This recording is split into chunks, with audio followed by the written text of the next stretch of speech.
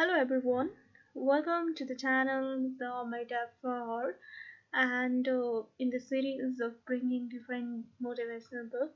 Today I am going to read How to Win Friends and Influence People, uh, which is written by internationally best-selling authors. And this book is one of the best motivational book I have found. So I'm going to read this. Okay, if you are new to this channel, please like, comment, and don't forget to subscribe and share this video. And I personally request for everyone, if there is any mistake or any weakness during delivering this video, during delivering the content, please write the comment on the comment sections right below the video. Now, I hope you'll enjoy this video, and if there is any faulties while pronunciations, while pronouncing any words or while reading the given content, I request to make a comment on that sections. Okay, now I'd like to begin the chapter 1. You cannot win an argument. Shortly after the close of World War I learned an invaluable lesson one night in London. I was manager at the time for Sir Ross Smith. During the war, Sir Ross had been the Australian ace out in Palestine, and shortly after peace was declared, he astonished the world by flying halfway around it in 30 days. No such feat had ever been attempted before. It created a tremendous sensation. The Australian government awarded him $50,000. The King of England knighted him, and for a while he was the most talked about man under the Union Jack. I was attending a banquet one night given in Sir Ross's honour, and during the dinner the man sitting next to me told a humorous story which hinged on the quotation, "There is a divinity that saves our ends, rove we that we how we will." The Raconteur mentioned that the quotation was from the Bible. He was wrong. I knew that.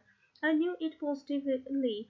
There couldn't be the slightest doubt about it. And so, to get a feeling of importance and display my superiority, I appointed myself as an unsolicited and unwelcome committee of one to correct him. He stuck to his guns. What? From Shakespeare's? Impossible! Absurd! That quotation was from the Bible, and he knew it. The storyteller was sitting on my right, and Frank Gammond, an old friend of mine, was sitting at my left. Mr. Gammond has devoted years to study of Shakespeare, so the storytelling, and I agreed to submit the question to Mr. Gammond.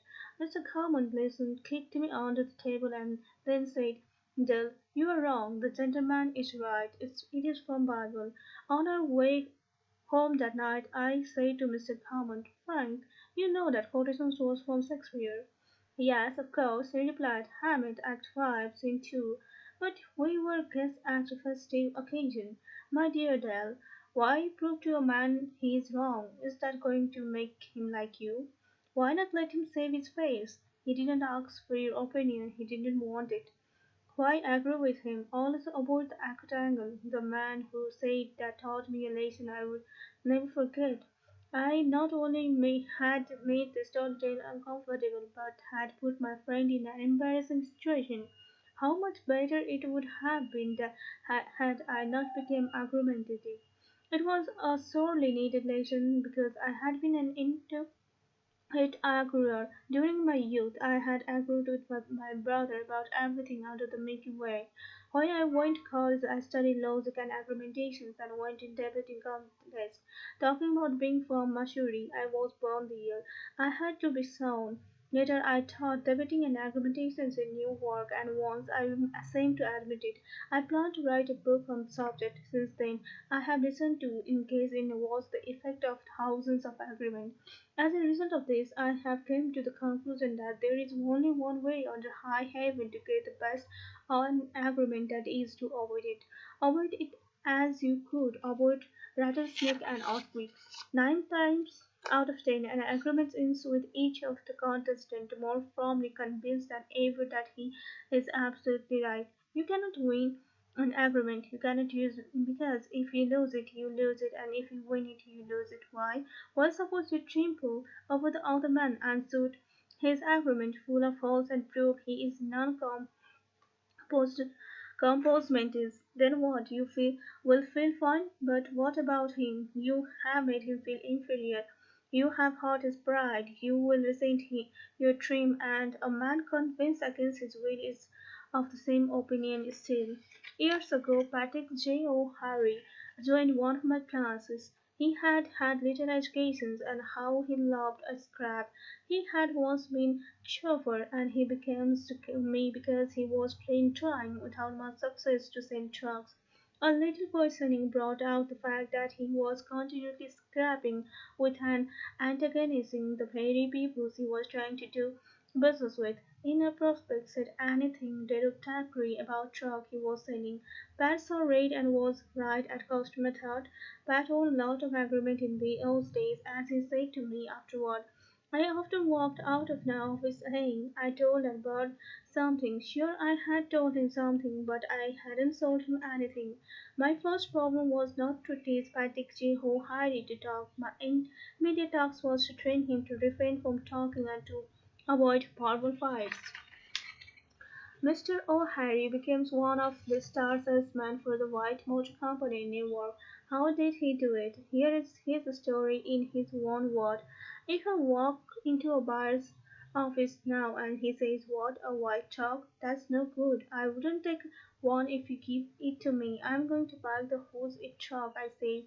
The Who's It is a good chalk. If you buy the Who's It, you'll never make a mistake. The Who's Its are made by a fine company and sold by good people. He is speechless then. There is no room for an agreement. If he says is the whose it is the best and I say sure it is, he has to stop. He cannot keep on all afternoon saying it's the best when I am agreeing with him. And we then get off the subject of who's it and I begin to talk about good points of white chalk. There was a time when a remark like his first one would have made me see scarlet and red and orange. I would start agreeing against the who's it, and the more I agreed against it, the more my prospect agreed in favor of it, and the more he agreed, the more he sold himself on my competitor's product. As I look back now, I wonder how I was ever able to sell anything. I lost year of my life in scrapping and agreeing. I kept my mouth shut. Now it pays, as wise old Ben Franklin used to say. If you argue and wrangle and contradict, you may achieve a victory sometimes, but it will be an empty victory because you will never get an opponent's goodwill. So figure it out for yourself. Which would you rather have, an academic, theoretical victory or a person's goodwill? You can seldom have both. The Boston Traffic once printed the speed of significant joke. Here lies the body of William J., who died maintaining his right of way. He was right, dead right, and he speed alone. But he is just as dead as he were wrong. You may be right, dead right, as you speed along your agreement, but as far as changing others' mind is concerned, you'll probably just as fertile as if you were wrong. Frederick S. Parsons, an income tax consultant, had been disputing and working for an hour with a government tax inspector and items of $9,000 was at stake. Mr. Parsons claimed that this $9,000 was in reality a bad debt and that it would never be collected. That is ought not to be taxed. Bad debt, my eye, roared the inspector. It must be taxed. This inspector was cold, arrogant, and stubborn. Mr. Parsons said, as he told the story to the class, reason was wasted and so were facts. The longer we argued, the more stubborn he became, so I decided to avoid argument, change the subject, and give him appreciation. I said, I suppose this is very pretty matter in comparison to the really important, difficult decision you are required to make. I have made a study of taxation myself, but I have had to get my knowledge from the books. You are getting yours from the firing line of experience. I sometimes wish I had a job like yours. It would teach me a lot. I meant every word I said. Well, the inspector stood up in his chair, leaned back, and talked for a long about his work, telling me of a clever fraud he had uncovered. His tone gradually became friendly, and presently he was telling me about his children. As he left, he advised me that he would consider my problem further and give me his decision in a few days. He called me at my office 3 days later and informed me that he had decided to leave the tax return exactly as it was filed. The tax inspector was demonstrating one of the most common of human fatalities. He wanted a feeling of importance. As long as Mr. Parson agreed with him, he got his feeling of importance by loudly asserting his authority. But as soon as his importance was admitted and the agreement stopped, and he was permitted to expand his ego, he became sympathetic and kindly human being. Buddha said, hatred is never ended by hatred, but by love, and the misunderstanding is never ended by an agreement, but by tact, diplomacy, conciliations, and sympathetic desire to see out this person be won.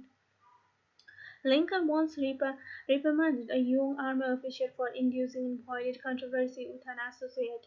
No man who is resolved to make the most of himself, said Lincoln, can spare time for personal contention. Still less can he afford to take the consequences, including the mutilations of his temper and the loss of self-control.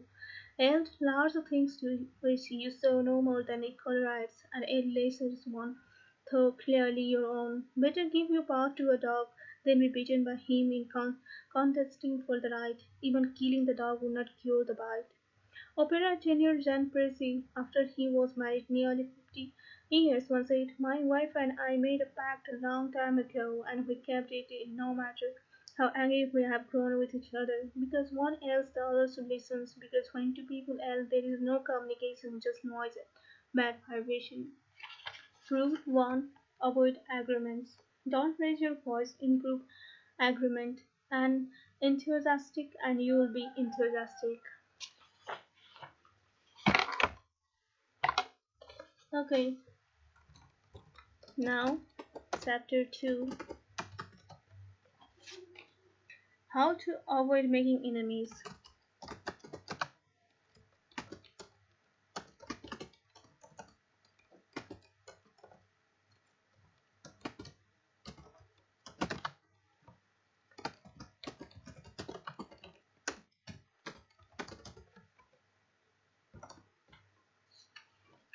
When Theodore Roosevelt was in White House, he confessed that if he could be right 75% of his time, he could reach the highest measure of his expectations. If that was the highest rating that one of the most distinguished men of 20th century could hope to obtain, what about you and me? If you can be sure of being right on 55% of time, you can go down to Wall Street and make $1 million a day.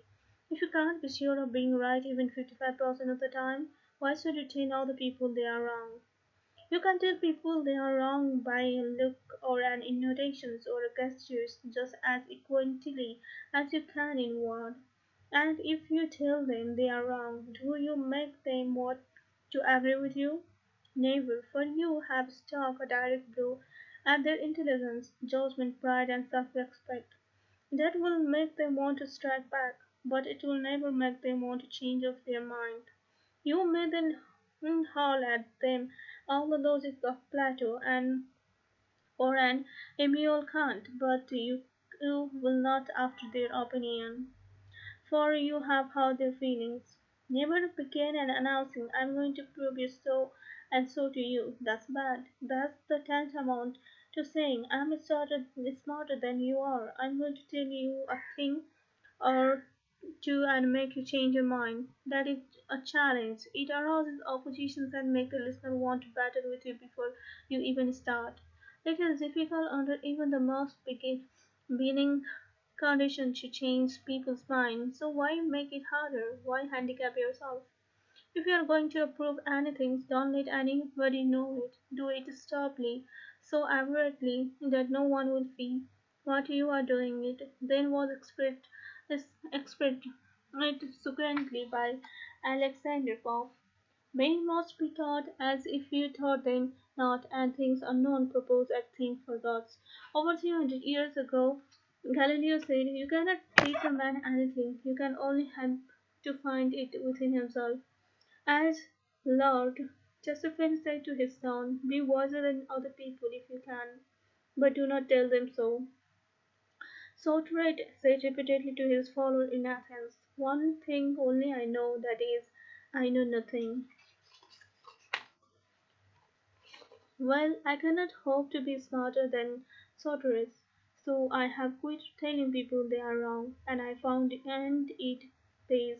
If a person makes a statement that you think is wrong, yes, even that you know is wrong, isn't it better to begin by saying, well, now look, I thought otherwise, but I may be wrong. I frequently am. And if I'm wrong, I want to be put right. Let's examine the facts. There is a magic, positive magic in such phrase as I may be wrong, I frequently am. Let's examine the facts.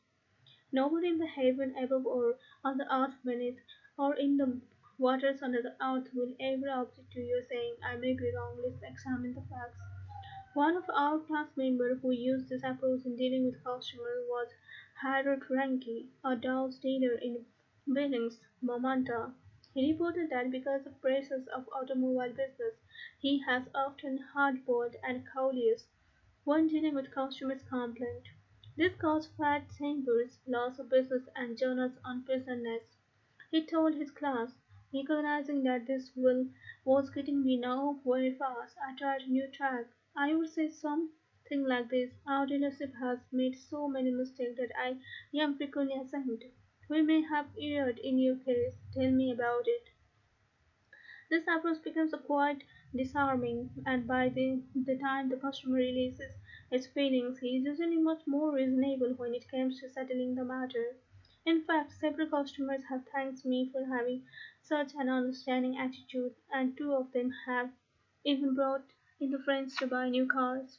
In this highly competitive market, we need more of this type of customers, and I believe that showing respect for all customers' opinions and treating them diplomatically and courteously will help them beat the competition. You will never get into trouble by admitting that you may be wrong. That will stop all argument and inspire your opponent to be just as fair and open and broad mind as you are. It will make him to admit that he too may be wrong.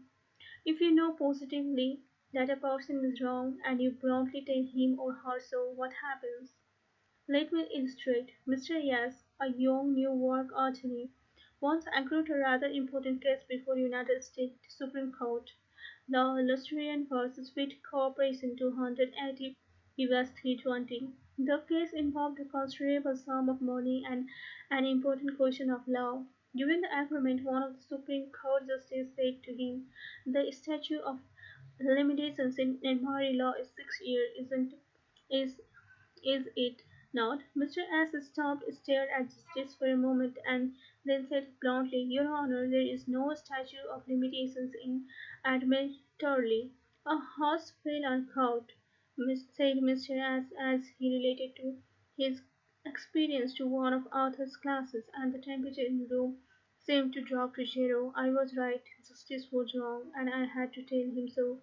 But did that make him friendly? No. I still believe that I had the law on my side, and I know that I spoke better than I had ever spoke before. But I didn't pursue. I made I made the imperious blunder of telling a very learned and famous man that he was wrong. Few people are logical. Most of us are prejudiced and biased.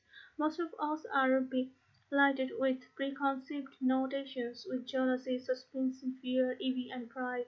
And most citizens don't want to change their mind about their religion, or their haircut, or combinations, or their favorite movie star.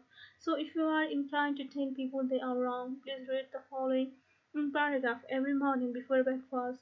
It is from James Harvey Robinson enlightening the book The Mind in the Making.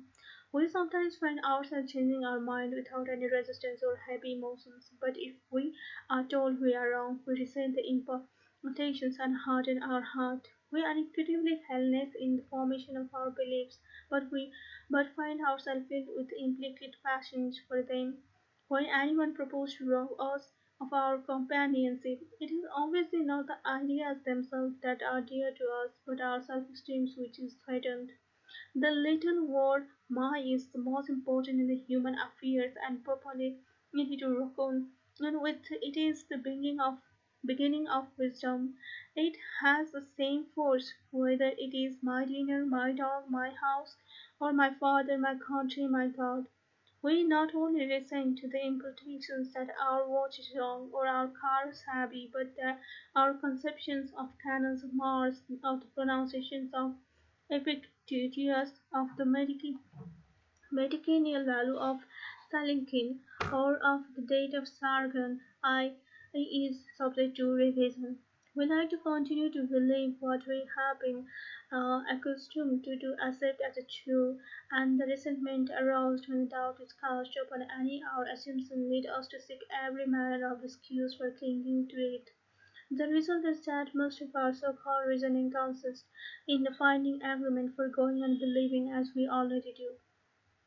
I once employed as interior decorator to make some draperies for my home. When the bill arrived, I was dismayed.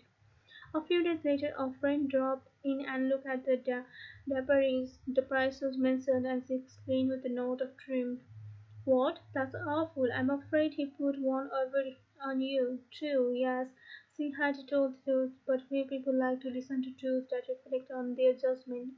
So, being human, I tried to defend myself. I pointed that the best is eventually the cheapest, and the ones cannot expect to get quality and artistic taste at a bargain basement price, and so on and on. The next day, another freight dropped in and admired the draperies bubbled over with the enthusiasm and expressed a wish that she could afford such acoustic creation for her home. My reaction was totally different. Well, to tell the truth, I said, "I cannot afford them myself. I paid too much. I'm sorry I ordered them." When we are wrong, we may admit to it ourselves, and if we are handled gently and tactfully, we may admit it to others and even take a pride in our frankness and bold-mindedness. But not if someone else is trying to ram the unpalatable fact down our esophagus. Horace Greeley, the most famous editor in America during time of Civil War, disagreed politely with Lincoln's policies. He believed that he could bribe Lincoln into agreeing with him by campaigning of agreement, ridicule, and abuse. He waged this bitter campaign month after month, year after year. In fact, he wrote a brutal, bitter, sarcastic, and personal attack on President Lincoln the night both sought him. But did all the bitterness make Lincoln agree with Greeley? Not at all. Ridicule and abuse never do. If you want some excellent suggestions about dealing with people and managing yourself and improving your personality, read Benjamin Franklin's autobiography, one of the most fascinating life stories ever written, one of the classics of American literature. Ben Franklin tells how he conquered the insidious habit of agreement and transformed himself into one of the most able, suave, and diplomatic men in American history. One day when Ben Franklin was wandering youth, an old familiar friend took him aside and laced him with a few sticking truths, something like this: "Ben, you are impossible. Your opinions have a slap in them for everyone who differs with you. They have become so offensive that nobody cares for them. Your friends find they enjoy themselves better when you are not around. You know so much that no man can tell you anything. Indeed, no man is going to try for the effort. It would lead only to discomfort and hard work. So you are not likely ever to know any more than you do now, which is very little." One of the finest things I know about Ben Franklin is the way he accepted that its smarter interview. He was big enough and wise enough to realize that it was true, to sense that he was headed for failure and social disaster. So he made a right about face. He began immediately to change his insolent, opinionated way. "I made it a rule," said Franklin, "to forbear all direct contradictions to the sentiment of others, and all positive associations of my own. I even forbade myself the use of every word of expression in language that imported to fix opinions, such as certainly, undoubtedly, etc., and I adopted instead of them. I convinced, I apprehended, and I imagined a thing to do is so, or it so appears to me at present. When another asserted some things that I thought an error, I denied myself the pleasure of contradicting him. abruptly and of showing immediately some absurdity in his propositions, and in ensuring I began by observing that in certain cases or circumstances his opinion would be right, but in the present case there appeared or seemed to me some difference, etc. I soon found advantage of this change in my manner. The conversations I engaged in went on more presently, the modest way in which I proposed my opinion, procedures, then reader receptions and less contradictions. I had a less mortifications, and when I was found to be in the wrong, and I more easily prevailed with others to give up their mistake and join with me when I happen to be in the right, and this mode, which I at first put on some violence to natural inclinations, became at the length to so easy and so habitual to me that perhaps for these 50 years past no one has ever heard the dogmatical expression escape me, and to this habit after my character of integrity I think it principally owing that I had learned on so much weight with my fellow citizens when I proposed new institutions or alterations in the world, and so much influence in public council when I became members, for I was but a bad speaker, never eloquent, subject to much hesitation and much voice of roar, hardly correct in language, and yet I generally carried my points. How do brain factors with the work in business? Let's take two examples. Catherine Allard King's Mountains, Northern Carolina, is an industrial engineering supervisor for a and processing plant. She told one of our class how she handled a sensitive problem before and after talking out training. Part of my responsibilities, he reported, deals with the setting up and maintaining incentive EA system and standard for our operators so they can make more money by producing more, and the systems we were using had worked fine when we had only two or three different types of RAM, but recently we had expanded our inventory and capabilities to enable us to run more than 12 different varieties. The present system was no longer adequate to pay the operators fairly for the work being performed and give them an incentive to increase production. I had worked a new system which would enable us to pay the operator by the class of van. She said, running at any one particular time with my new systems in hand, I entered the meeting determined to prove the management that my system was right approach. I told them in detail how they were wrong and so to where they were being unfair and how I had all the answer they needed. To say the least, I failed miserably. I had become so busy defending my position in the new system that I had left them no opening to gracefully admit their problem on the old one. The issue was dead. After several sessions of discourse, I realized all too well where I had made my mistakes. I called another meeting, and this time I asked where they felt their problem were. We discussed each point and I asked them their opinion on which was the best way to proceed. With a few low-key suggestions at the proper intervals, I let them develop my system themselves. At the end of meetings, when I actually presented my system, they accepted it. I am convinced now that nothing good is accomplished and a lot of damage can be done if you tell a person straight out he or she is wrong. You only succeed in stripping that person of self-dignity and making yourself an unwelcome part of any discussion. Let's take another example and remember this case I'm citing are typically of experience of thousands of peoples. R.P. Crowley was a salesman for a lumber company in New York. Crowley admitted that he had been telling hard-boiled lumber inspector for years that they were wrong, and he had won the agreement too, but it hadn't done any good, for those lumber inspectors, said Mr. Crowley, are like baseball umpires. Once they make a decision, they never change it. Mr. Crowley saw that his firm was losing thousands of dollars to the agreement he won, so while taking my course, he resolved to change tactics and abandon agreements. With what results? Here is the story as he told it to fellow members of his class. One morning, the phone rang in my office. A hot and bothered person at the other end proceeded to inform me that a car of lumber we had shipped into his plant was entirely unsatisfactory.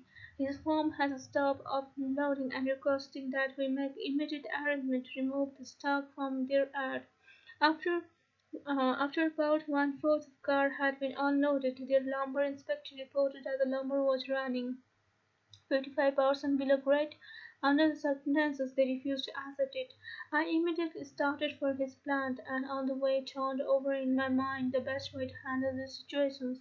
Ordinarily, under such circumstances, I should have quoted grading rules and tried, as a result of my own experience and knowledge as a lumber inspector, to convince the other inspector that the lumber was actually up to grade and that he was misinterpreting the rule in his inspection. However, I thought I would apply the principle learned in this training. When I arrived at the plant, I found the purchasing agent and the lumber inspector is in the wicked home humors, both set for an agreement and a fight. We walked out to the car that was being unloaded, and I requested they continue to unload so that I could see how things were going. I asked the inspector to go right ahead and lay out the results as he had been doing, and to put the good pieces in another pile. After watching him for a while, it began to dawn on me that his inspection actually was much too strict and that he was misinterpreting the rules. The particular lumber was white pine, and I knew the inspector was thoroughly schooled in the hard goods, but no other content. Experienced inspector on the white pine. White pine happened to be my strong suit, but did I offer any objection to the way he was grading the lumber? None. Whatever, I kept on watching and gradually began to ask questions as to why certain pieces were not satisfactory. I did not for one instant knew the inspector was wrong. I emphasized that my only reason for asking was in order to that we could give him exactly what they wanted in future shipment. By asking questions in a very friendly, cooperative spirit and insisting continually that they were right in laying out not satisfactory to their purpose, I got him warmed up, and the strained relations between us began to thaw and melt away. An occasional carefully put remark on my part gave birth to the idea in his mind that possibly some of these rejected pieces were actually within the grade that they had brought, and that their requirements demanded a more expensive grade. I was very careful, however, not to let him think I was making an issue of this point. Gradually his whole attitude changed. He finally admitted to me that he was not experienced on white pine and began to ask me questions about each piece as it came out of the car. I would explain why such pieces came with the grade specified, but kept on insisting that we did not want him to take it if it was answerable for their purpose. He finally got to a point where he felt guilty every time he put a piece in the listed pile, and at last he saw as though the mistake was on their part, not for not having specified as good as grade as they needed. The ultimate outcome was he went through entire carload again after I left, accepted the whole lot, and we received a check in full. In that one instant alone, a little tag and the determination to refrain from telling the other man who was wrong saved my company a substantial amount of cash, and it would be hard to place a money value on the goodwill that was saved. Martin Luther King was asked how pacifist he could be an admirer of Air Force General Daniel Chapter James. Then the nation's highest ranking black official, Dr. King replied, I judge peoples by their own principle, not by my own. In a similar way, General Robert E. Lee once spoke to the President of Confederate Jefferson Davis in the most glowing terms about certain officers under his command. Another officer in attendance was astonished. General, he said, do you not know that man of whom you speak so highly is one of the bitterest enemy who misses no opportunity to bargain you? Yes, replied General, but the President asked my opinion of him. He didn't ask for his opinion of me. By the way, I'm not revealing anything new in his chapter. There are 1,000 years ago, Jesus said, agree with the thine adversary quickly, and 2,200 years ago, before Christ was born, King Actuary of Egypt gave his son some sweet advice that is sorely needed today. Be diplomatic, counsel the king, it will help you gain your point. In other words, don't agree with your customer or your spouse or your adversary. Don't tell them and they are wrong. Don't get them straight up. Use a little diplomacy. Rule 2. Never tell the other person you are wrong. Take no thought of who is right or wrong or who is better than. Be not for or against. Any fool can criticize, condemn, and complain, and most fool do. Thank you everyone for listening this video. It was about the chapter 1 and chapter 2 and how do you find the chapter and chapter 2. Please write in comment and I'd like to bring chapter 3 and chapter 4 in the next video. Till then, have a good day. Thank you.